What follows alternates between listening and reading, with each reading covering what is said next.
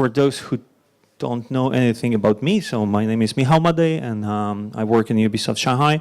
I was developing games like The Witcher, Call of Juarez, Dead Island, Far Cry, and right now I'm working on a game called End War Online, and this is actually what I would like to talk today. So first, a little bit about End War, just a very short introduction. So it's like it's not really a sequel, but it's a spin-off of Tom Clancy End War franchise, which was original console title published in 2007. It was a realistic future global conflict. It had some breakthrough voice command theater of war. It was fairly successful RTS for console markets. I mean, we don't have any successful RTS on console markets, so this one was fairly successful compared to others. And what was really interesting, it generated a very, very dedicated fan base. We were super surprised how many people still play the game. End War Online is like it's a new, as I said, it's a spin-off. So basically, it's a browser strategy MMORPG. It has all those elements of browser, like online games, persistent game. You have HQ management. You have PvE campaign. You have and also PvP, which is called Theater of War. So there is a breakthrough in this game. First is like high quality 3D in the browser, and secondly, we have this breakthrough PvP gameplay, which I would like to focus today and tell a little bit about it. Why here and now? So personally, I've never designed a PvP and online game before. As you have seen, I was working on games like with narrative, mostly single player, console, PC games. And so it was a kind of interesting 2 years of discovering there's a completely new world of design that is focusing on online and multiplayer, and especially player versus player gameplay. Secondly, Poland is a huge online market. And I think there is official data for World of Tanks. It's like we're the, I mean, compared to population, we're the biggest market for World of Tanks. So like the density of players is the highest for this game, for example. And as well, like we're very strong in esports. We had world championships in Katowice. We have really good players as well. So the country itself is very strong in online segment in our online market. On the other hand, I don't know if there are any really successful, multiplayer online companies here. Everyone wants to make mobile games or AAAs, but from some reason, nobody goes into this market, which is really, really interesting right now. The biggest success stories recently were almost always in online area.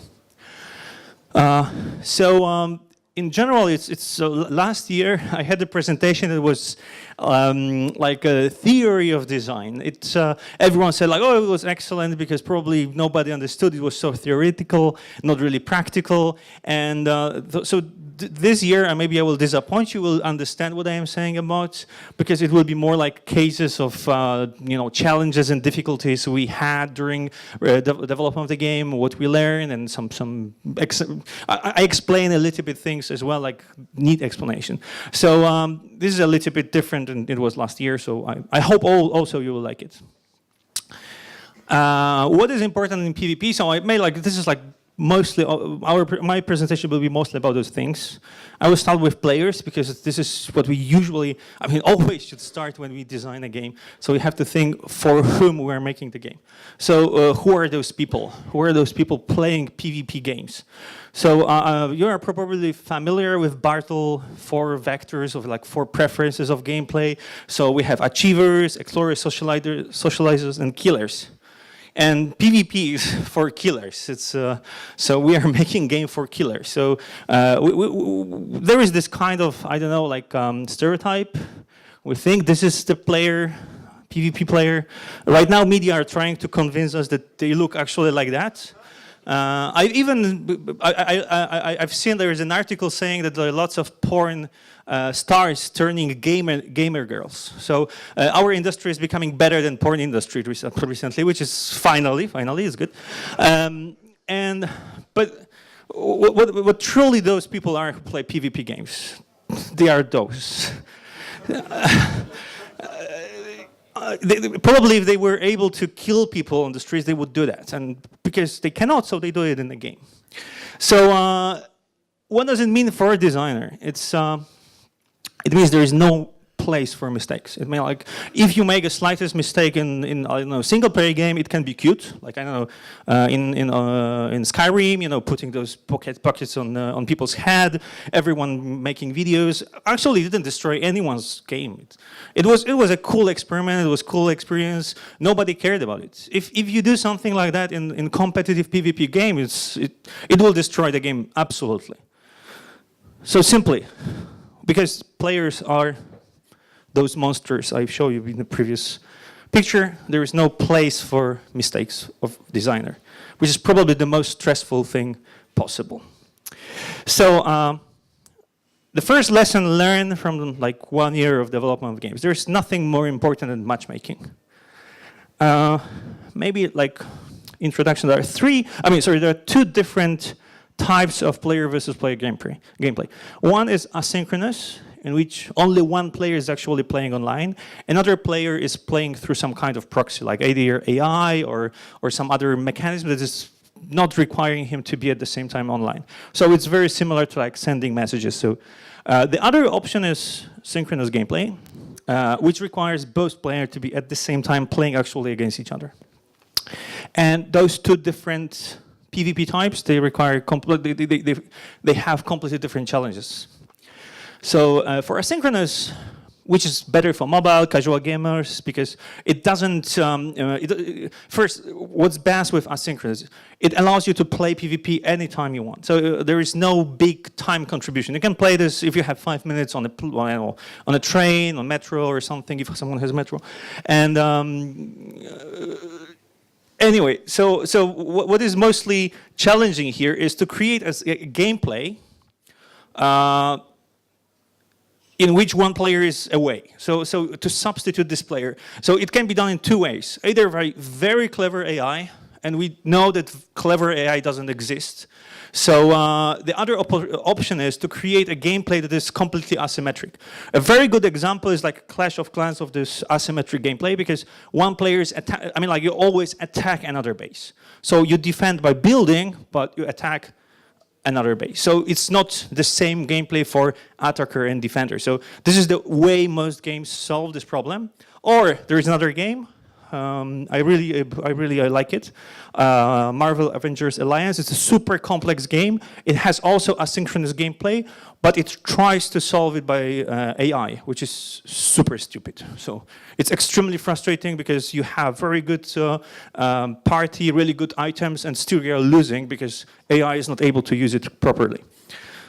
That's why we said, like, for N-War, it will be better to use synchronous gameplay, synchronous PvP gameplay, because we believe our gameplay has a potential to be eventually very deep, very hardcore in some way. So it will fit better to the game. So of course there are other challenges. One of them is technical, because it requires to manage somehow lags and so on. But to be honest, the biggest challenge on the design side is to create a matchmaking system. And I will convince you, it's kind of difficult in general. So there's one commandment generally when you make synchronous PvP games, is this one. I hope nobody is offended by the picture anyway. What does it mean? I mean, it means that any kind of great, cool design ideas you have in your head, if this idea somehow limits possibility of matchmaking, is a bad idea. And we went through lots of design that was actually rejected. One of the best examples is when you have to pay for your units to fight. It means that eventually all your economy is focused on building your units, which means you have limited amount of matches you can play a day, which limits amount of battles basically that can be matched. So for example, if you make a synchronous gameplay, you can remove completely economy from it, because if there is economy in that, it will lower chances for matchmaking, and there is nothing worse for a PvP game when there is no matchmaking happening, people are not matched and they are not playing. So this is an example of generally good design idea doesn't work in this type of PvP.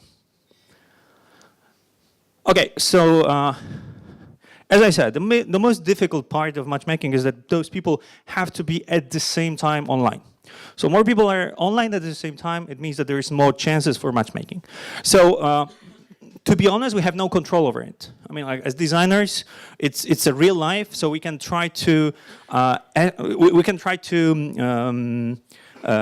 we expect some behavior, some patterns. People, I don't know, wake up, they play 1 hour, or there is a lunch break, they can play 1 hour, or they return home after school, or something like that. So it's possible that during that time they will have time to play, but otherwise we are not able by design rules to modify, to force them. We can encourage them, so we can say like, okay, between 6 and 8 p.m. You have more experience, so people are encouraged to do that, so we can create happy hours, but otherwise there's no way you can handle that. And what's even worse with time is, right now, games are global. And it means that matchmaking is happening not only in one time zone, it can happen between time zones. So what is the very convenient time for people in China is not really convenient for people in Europe, and it's definitely not convenient for people in America because they're sleeping at the time. So it has to be, I mean, like, you have to be aware of that. And because you cannot change that, you have to create all other systems in a way that they, you know, like, maybe not solve, but at least they oh, I knew I will do something with 2 hands. It's too much for me.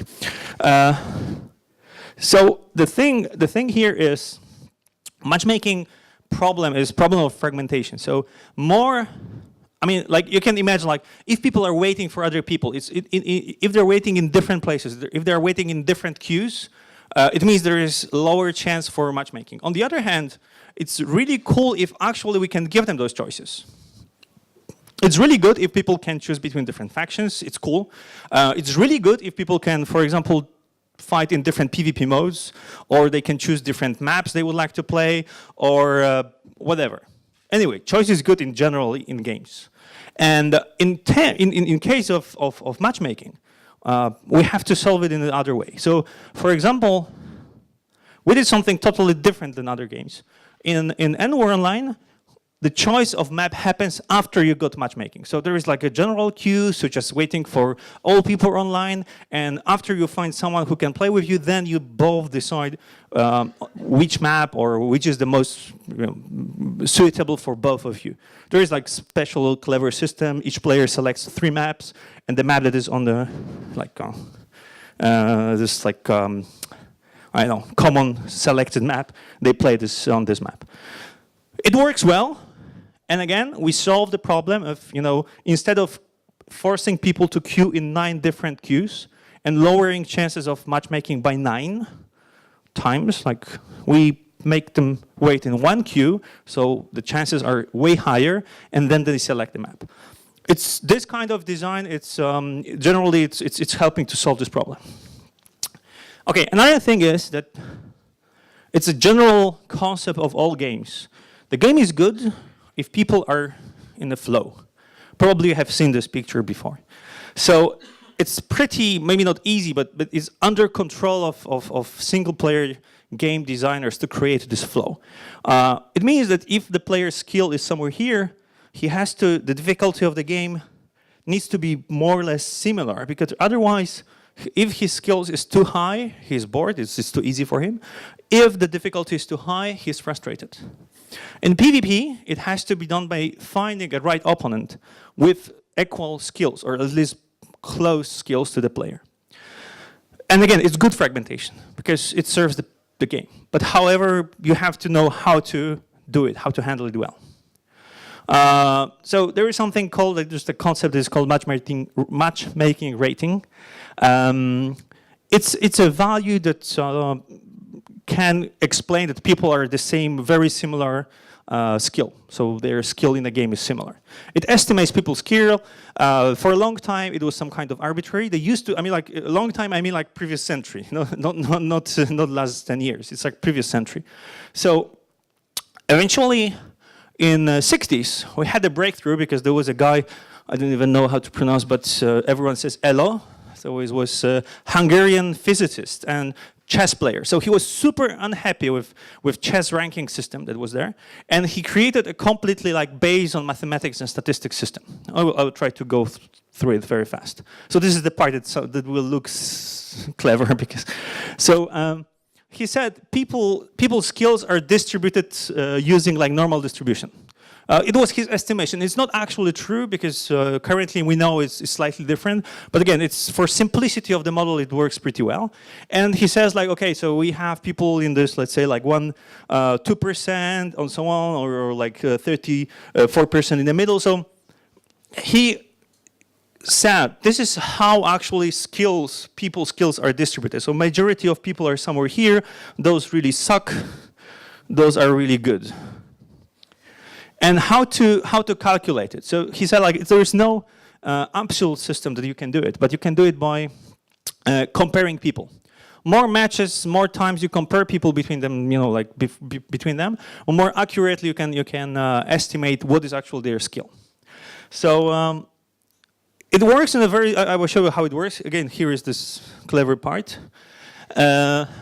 So he said like if you have two people and you say like okay they have some values like this is their ranking matchmaking ranking value, so this is their skill, you can estimate what are chances they will win or lose, and then after actually when the match happens you can say okay, was a result similar to what I estimated or not? If the result was very similar, then you don't need much adjustment because it means it was quite good estimation. If, on the other hand, result is completely different from what you expected, that you mean you have to change those values because probably they are not accurate, they are wrong. How it works. So let's say here we have players and they have exactly the same ranking, which means the system says the chances of winning are equal. So if this player wins, both of them will receive the same like 50% of this value. This value is how fast you want to estimate. It's a mathematical, you can use any value you want, some are better, some are worse, but generally it's not very, for explanation of the system, it's not very important. So if, for example, we have other situation in which the difference between those players is higher, like let's say 200 points, and it says like she has actually only 25% chance to win and he has 75% chance to win. And by any chance she wins, it means that she will get way higher bonus. Still, the K factor, as I said, the maximum possible adjustment is the same, but she will get way higher and he will get way lower. So, and eventually if, let's say we have another situation in which this difference is really big, the odds are really against her, like it's just 10%, she has like less than 10%, he has more than 90%. So if he wins, which is almost what the system predicted, the adjustment is almost, is super small. Eventually it can be even nothing. So in this way, the system eventually sorts people in this not normal distribution, so saying who is better, who is worse. So what we have to watch for that. So first of all, as I said, people are evil. They will try to exploit the system. So one of the main things is if there is any kind of ranking system like that, you shouldn't allow friendly matches using it, because they can create fake accounts or play against their friends, and basically they can do whatever they want with this ranking. So only random matches can modify it. That's why, for example, in a game we have two different modes. In training mode, you can fight with whoever you want, but then you don't get any points. But on the other hand, designers can play with with the system. You can play it for your own, let's say, good or whatever you want to achieve. So, for example, as I said, the worst possible thing in synchronous PvP is that if people are waiting too long, or if they're waiting forever, so eventually they don't even get a match against someone. So we can have a system in which, okay, we try to find a match for the girl here. And as you see, there is nobody waiting for her in this, let's say, range that we say it's appropriate. So what we can do is, if we wait long enough, I don't know, 5 minutes, we can increase the range of searching. And again, it's like lesser evil solution, because it's better for her even to lose the match, but still play and have some experience than wait forever and eventually maybe stop playing at all.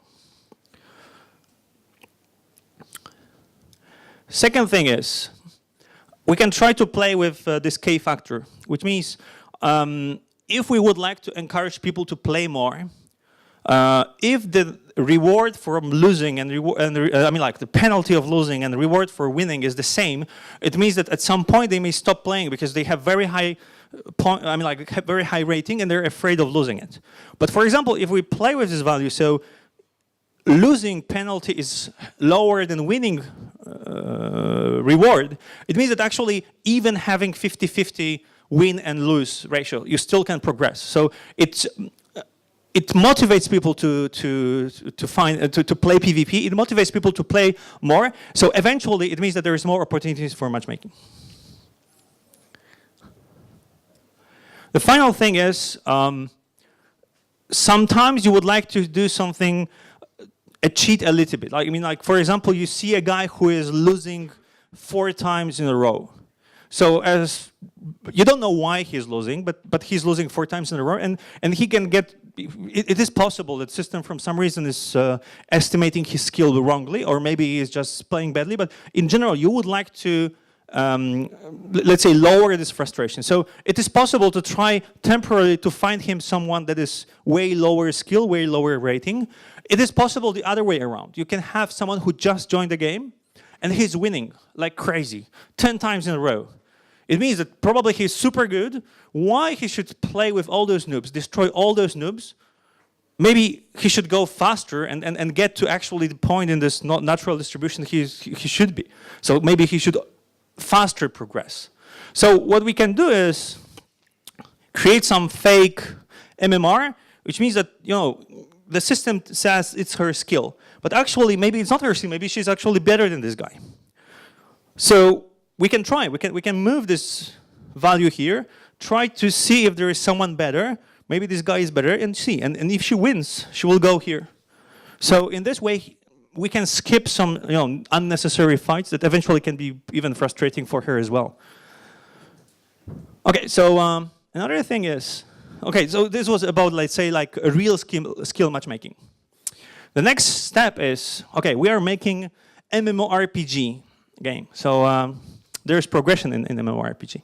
So ranking evaluates only player skills. I mean, this was the point. Like, it was created for chess. When you play chess, people have exactly the same chances of winning, more or less. I mean, like, of course, they choose. I mean, like, there's random chance of playing black or white side, but in general, they have almost the same chance of winning. There is no like, okay, one player gets more powerful pawns, nothing like that.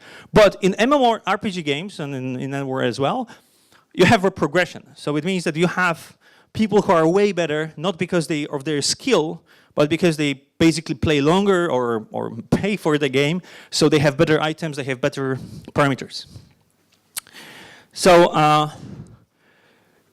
the question is, should we match people with the same power? So let's say if we don't do that, if we just say, okay, you can play against anyone. It means I am player 1, I ask for matchmaking, and I play against the guy who is level 60 suddenly. So, of course, it will be super frustrating and super boring for some people. In general, it will lead to a point in which only powerful people get high in rankings. But it has actually some good element, because you play the game to progress. So if you win because you have more powerful items, or you have more powerful equipment or units, it actually is a reward for your, you know, long game, for your effort, and so on. Losing because opponent has stronger items also gives you a motivation to spend a little bit more time, grind or something, so to get those items, or pay for those items, because most games right now are free to play. So there is something good if we match people who have completely different power of their characters. On the other hand, if we match people who have exactly the same power, we solve some problems, because then, yeah, they're playing against people with just skills. We don't matter. It doesn't matter what are. I mean, like the parameters are always the same, so it's good. But it creates a huge fragmentation, because if we have 60 levels, it means that probably we have to matchmake people only at the same level, or even the precision has to be better, maybe way better. So it is against our general rule that matchmaking opportunities shouldn't be lowered by any system in the game. And finally, you don't have any motivation to progress because you're cool. I mean, like, if you're playing against always people with exactly the same items, you don't need to progress. It's only your skill. So again, it lowers any kind of motivation to grind, to play, to monetize the game. So the solution is, of course, it's something between. So we can, again, create some kind of range that we try to matchmake people. So of course, it means that, for people with lower power, they can get to the top of rankings. On the other hand, from time to time, you will play against someone weaker, so you feel, wow, I have powerful item. On the other hand, you can sometimes play against someone more powerful, which means, oh my god, I would like to have the same epic sword he has, or something, epic tank. So what actually is the most important is that designers should control the range. So we need to be able to estimate actual power of units and or like characters, and be able to estimate what actually are chances of winning and losing. So it's all about time again. So I don't know if you're familiar with like what is the core MMORPG or RPG mechanics. I mean, like, it's super simplified. Basically, it means that units have hit points and DPS. Everything else that is there is just to, mess with your mind. Eventually, it leads up to those two values. If there is like strength, critical chance, everything is basically DPS. If there is any kind of armor or something, it lowers enemy DPS, so it's more or less like a percentage increase of your hit points. So eventually, it goes to those two values. It means that if there is no skill involved, if I match it with exactly the same units, it means that, let's say it requires 3 seconds for this one to destroy this one and the opposite. So it's 50% chance of winning, because there is random factor. I mean, like, if there is no random factor, they will kill each other at the same time, so that nobody is winning, it's always a draw. But there is a random factor, which means there is 50% of winning, losing in this case. What can happen with that? I mean, like, we can play with that because it's boring if all units are the same. So we can play with units like modifying those parameters. But what is really, really important is we can always control this balance. We can always create this kind of equilibrium between those units, so they're always equal somehow. But then it's just one level, because now we can add leveling to those. So we can increase those parameters. And if our system is designed in the proper way, it doesn't change the whole balance. I mean, like, is it level 1, 3, whatever, 60? It will more or less be always the same time to kill each other. So those units will always be balanced. So this is how those systems are. Most of the time, they're designed. Sometimes people design in a different way, but I don't think it's a common practice. What is important here is,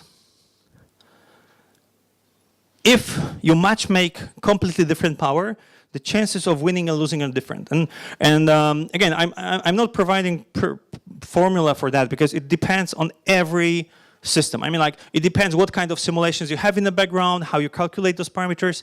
But in general, you should be able to get this value. So if you tell me you have level 5, I have level 2, you should be able, the same way like in an ELO system, you should be able to tell me exactly the same, like, okay, so your chances of winning and losing are more or less like that. One last thing about it. So how it increases. So there are two different things, two different possibilities. One, it increases linearly. So the next level is just adding some kind of value.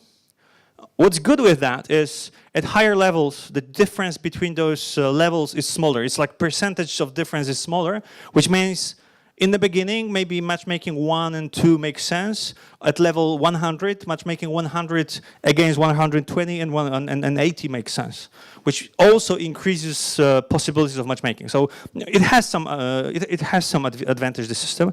Another one is, we chose this one. It's every increase of, let's say, power level increases those parameters in the same way. So it means the chances between levels, like winning, losing between levels, are stable. So at the end, it's more predictable. It's always like, if I'm level 21, I can play against 23 and against 19, for example, or something. I mean, this is absolutely, let's say, those levels are abstract. It's like most of the time, those values here are not even levels. It's like power level, which goes from 1 to 10,000 or something like that. So the next thing is, okay, so we learn how to handle balance of parameters. It can be handled pretty well if you just make proper formulas, but this leads to stagnation, because if it's just about parameters and they're balanced, eventually people will find the best possible tactics, the best possible solution, and the game becomes just execution of the best tactics. I don't know if you played StarCraft. At some point, the game from looking for new tactics ended up in just memorizing and executing the same tactics all over and all over again. So that's why right now what is very, very interesting is they provide completely different, there is a completely different concept called perfect imbalance, in which you actually don't try to balance the game. It's not a bad thing. So how it works?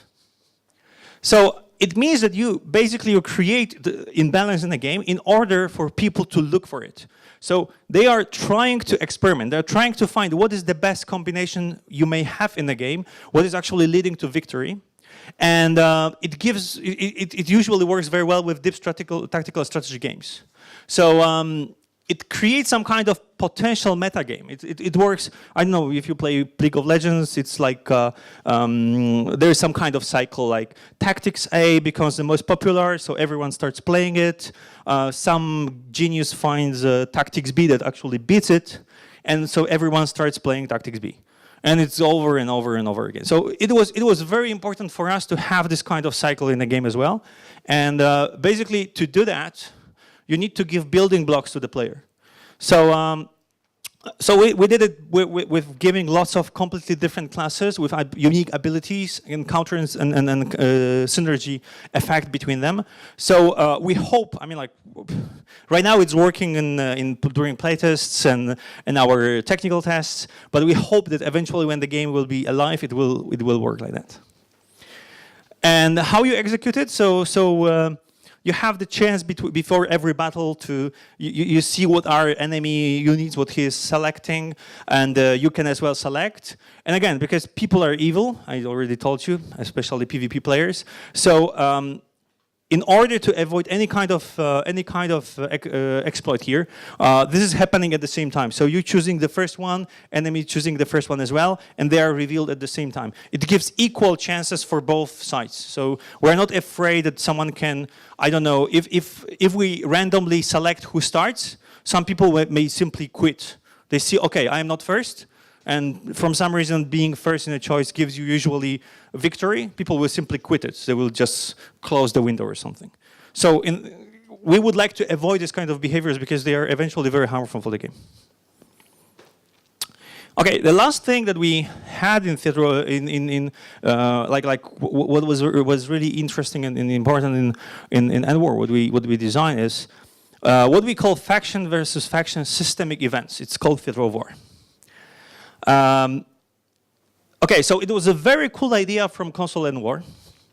They created like a global war that you were fighting, you know, Russia against Europe, against America in a global war. Unfortunately, there were some problems with that. First of all, it was a console game, which means it was the time that consoles were not always connected to the internet. Console players were focusing mostly on single player, not on multiplayer. And it created a situation in which not enough people to play actually this mode. Secondly, they created super complex rules. The problem with those rules is that eventually people were able to find out how they were working. There was like multiple front lines, and they were after cracking those rules, they exploited them in a very, very simple way. Because after gaining a little bit advantage in one area, faction was stopping play. I mean, like they were able to organize. Let's say there was like 1,000 or 2,000 people. They were able to organize themselves and say like, okay, we stop joining matchmaking queue, which means other factions were like starved to death with matchmaking. So they were not able to win back the area. So it was working in a way that the faction who first gained any kind of advantage was withdrawing from the conflict, and nobody was able to get this victory back from them. As I said, people playing PvP games, they can find those kind of mechanics and they can try to abuse it. It was one of examples how they can do it, and they can be very efficient in that. You know, coordinating a few thousand people to stop playing the game is actually kind of achievement of community. So what we had to do is like we decided, okay, in Underworld Online we would like to have the same thing. First of all, we will have probably more players because our game is originally online. It's free to play, so people can join freely. So we probably won't have a problem with amount of people, but we still need to do something with, you know, like how to create victory conditions that cannot be exploited by players. How at the same time provide strategic choices, how to. Because again, we aim for millions of people. I mean, like this game will be played by everyone here at some point. So it means that we will have potentially millions of people. And if you're just one person in 100 million people playing this game, you won't feel that actually you contribute to this victory. And finally, if you have a faction that is losing and you are good, why you should keep playing in this faction? It's super easy for good players, if their faction sucks in general, to just create another account and play on another side. It can create a massive snowball effect that eventually everyone will move to one faction and there is no more game. So creating this kind of balance, I mean, like those rules, to create those rules, we really thought about it for a long time. So I will tell you more or less how were the steps. So first of all, victory rules. So we went through like several possible solutions. Oh, sorry, several possible. As I said, too many things to handle. So decided. So first one was okay. What about percentage of victories? It seems pretty fair. Like nobody will object. Like okay, if my faction has 50%, another faction 30, another one is 20. It means that my faction is better, and it's absolutely fair decision. But again, it suffers from exactly the same problem that was in the previous theater of war. For example, you can imagine just two guys join this fight, and one guy wins once. It means that his faction has already 100% victory ratio. And then he can force another 100 million people to stop playing, and he will win, yes? Their faction will eventually win. So I don't say it's possible that it will happen all the time. But again, there is this possibility that people will try to use it. They don't even need to stop playing altogether. They just need to lower the amount of games they play to keep this high advantage. So another thing is number of victories. And it works pretty well if you have only two factions. But in theater, in Endwar Online, we have 3 factions and possibly more. So if there are only 2 factions, it works perfectly because amount of matches that played between those factions are equally the same. So it works a little bit like those percentage, but eventually, again, you can starve another faction. So if you have 3 factions, you cannot starve another faction without matchmaking. But if you have 3 factions, the faction that actually has slightly more players, this faction has way higher chance of getting more points. Because this faction, like if they have like 10% more players, it means that this 10% will play against all other factions. So this faction will always go faster with number of victories by average. So, okay, so this was abandoned as well. So the next attempt was, okay, maybe we can use ELO rating and we can try to get like average ELO rating. The thing is, if we do that, it's incredibly difficult for people to understand what's happening. I mean, like, okay, it's like average of all people playing rank. So if my rank changes, you know, the difference of those factions will almost be at the same time all the time. Because statistically, it won't change. It's like, you know, average of all people. Average rank of all people probably will be always the same because it's natural distribution. So we had to unbalance this kind of thing. It won't work. So what we decided is we went for a pretty, that sounds in the first, that sounds pretty unfair, but we said, okay, we will give victory points, and those victory points will normalize the score by amount of people actually playing battles. So if my faction is we played 100 battles, if we win, we get 15 points per victory. This faction is bigger. They have 150 people playing who played fights, and they will get less points. It sounds not fair, but it's super fair, actually. It works pretty well in a way that is distributed. The amount of matchmaking is distributed. I mean, we tested it right now. It works pretty well. I mean, maybe we will have probably to balance it on the beginning and the end, let's say, conditions, because it doesn't work very well when there is not enough players. Because if you have one player versus 3 players, they start getting super high numbers. So it works pretty well when the difference between players is like around 20%, not higher. Anyway, so it works. But you see, like, it doesn't look fair in the first, but it actually works pretty fair. Okay, another thing is faction strategy. So as we said before, what we learned from End-War, previous End-War, is that people loved actually coordinating what they are doing. They were doing it to exploit the system, but why not give them a system they can exploit in a way, but we can control it. It will enhance the whole community, feeling. They will cooperate. They will gather in guilds. They will do whatever to coordinate those efforts. But again, if we give them the choice like it was before, that for example they can play or not play, or they can play in different multiple front lines, at the end we again fragment our matchmaking. So we said no, we have to give them a choice, but in a different way. So we decided that it will be I don't know if you played Risk. So basically it will work. It works in slightly different ways. Like, okay, matchmaking. There's one matchmaking. Everyone plays against everyone. I mean, like between factions. Those victories, they generate some points, but those points are in a pool, and then this pool can be distributed between different areas.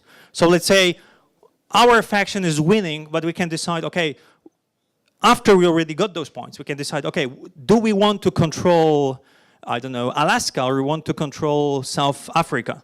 So it's not happening before. It's not like, okay, I choose to fight in Africa. No, I choose to fight in a global war. I just fight in a global war. And then after that, I decide, okay, so my victory will help my faction to win in certain place on the world.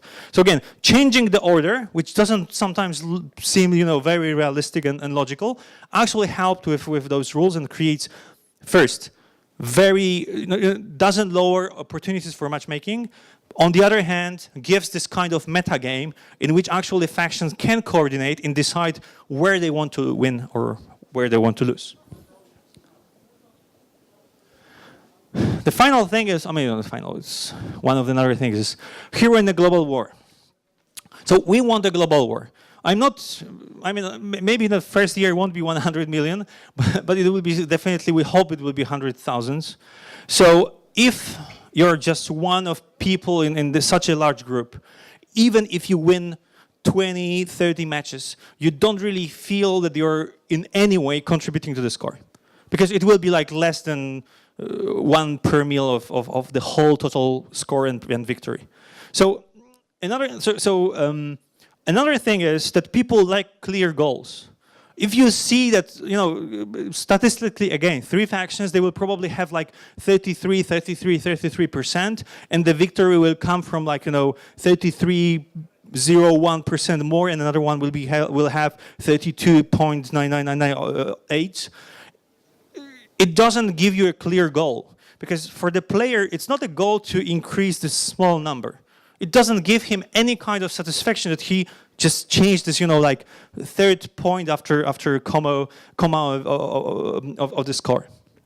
So what they decided is, in general, it's all about perception. So the whole resolution can be divided as much as possible into smaller chunks. So we can use the very similar mechanics. When probably everyone knows volleyball or tennis or something like that. So they always play for like who first scores amount of points, then wins a set. Who first scores amount of sets wins a match. So this kind of mechanics exists in the sport and creates this very good, dynamics, because people have set goals. I mean, like, okay, I have to score first 14 points. If my enemy scores 14 points first, he will get a big point. And even if I score like, 12, everything is lost. Maybe it's not very fair, but at the end, it creates a very exciting gameplay, very clear goals. So what we decided is to use these mechanics. Of course, we have more players. We have our Theater of War cycle is longer because it's like 1 week. So we decided first to chunk it into several. Each day is separate small tournament. Secondly, each tournament is divided into like in tennis into sets, and to win each set you have to score a certain amount of victories. And in this way, those numbers get smaller and smaller.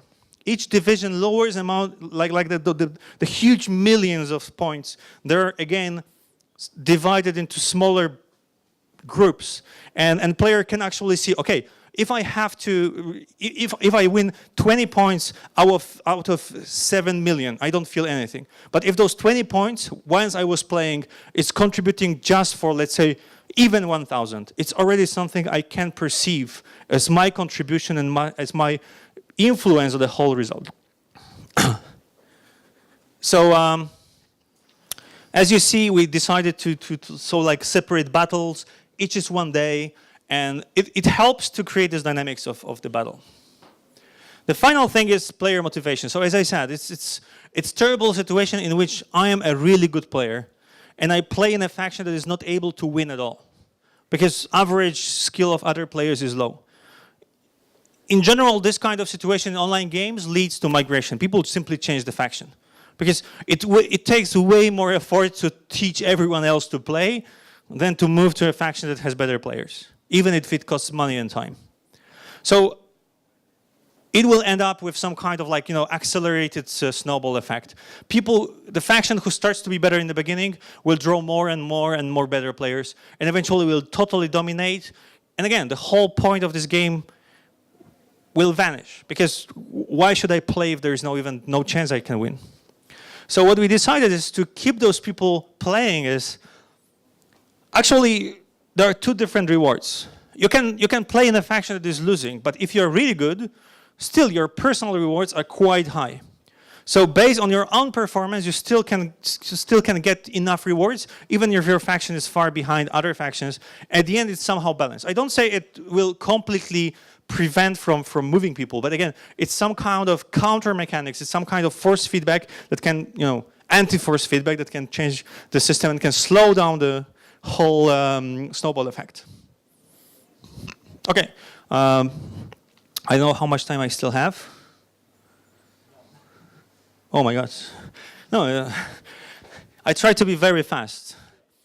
So there is other things that I could be able, I might talk as well, the very gameplay rules. As you have noticed, I didn't even say a word about our battle system, our gameplay system, like battle rhythm, how to build esport potential into your game, and how to create the game that is actually interesting for other people to watch.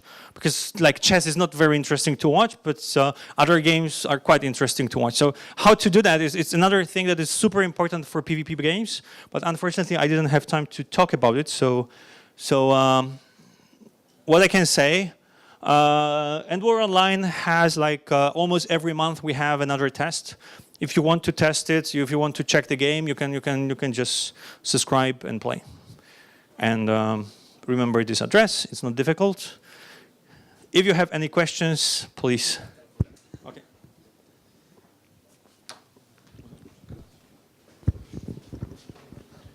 Yes, hello. I just want to know what kind of data are you collecting from the players? We are collecting all types of data right now. I mean, what do you mean? Right now we collect we even collect clicks, so we know which part of screen they click. So we track almost everything we can. Okay. When they quit, when they what kind of parameters they mostly use. I mean, we have most of those data. I mean, There's, I don't, you know, it's kind of, our game has one thing that is not in other games. We don't have this kind of spatial, like, you know, hit maps, because it doesn't have like real game, like level design. So probably this is the only thing we don't collect compared, let's say, to MMORPGs in which you have to check what people are exploring, where they are moving, where they are dying. So this is the only thing we actually don't have, like heat maps. But all other things is there. I have a question. Hi. What do you do with players with unfair gameplay, which they disconnect from game to not losing? It's a very good question, because we are discussing about it right now. So the thing is, it depends at which moment they disconnect. Because, okay, the thing is, first you have to understand what kind of game you are making. Our game is browser game. We estimate that most of the time people will play this game not at home. They will play it, for example, at the office, or they will play it, yeah, sure. I mean, like, you know, yes. So it's not kind of environment that you are always super focused. I mean, like, you may join like PvPQ because right now there is nothing to do, and suddenly you have a call or someone comes, and then should you suffer and get, like, you know, huge penalty for quitting PvP at this moment? So what we try to do is to create a very, very strong barrier. So if you quit before, there is no penalty. So you can say, okay, I don't have time. It's fair, I don't have time. Of course, the other player will suffer a little bit, but again, in overall, we believe it's better. But when you accept an invitation, and once you see enemy, like parameters, units, or something like that, at this moment, we believe that people who quit at this moment, they quit because they know that, for example, they don't want to fight. So this is mostly what we think, like this information. When another player gets information about his enemy and decides to quit, it's cheating. At this moment, it's considered fully like a lost match, and a full penalty, additional penalty of, like, you know, ranking, also like cooldown on matchmaking. So, okay. And again, the moment before you actually know your enemy, right now we are debating as well, because we have as well like different options to here. Probably we'll do A/B testing for this part, and we'll see how people react. In general, again, very important is the environment of the game. If your game is supposed to be played in this kind of environment, it means that in many, many cases, people won't even notice that there is matchmaking, because they will be browsing another tab, for example. During your presentation, you focused a lot about people being, you know, the bad guys who will try to exploit the system. But I've played some games where that exploit that became a feature. Do you know about those situations? I mean, if it's really crucial to eliminate the bug, the exploit, before you can see what the community can do with it. For example, in one game there was an ability to shot through thin walls, and then it became a feature, because people eventually learned how to use it.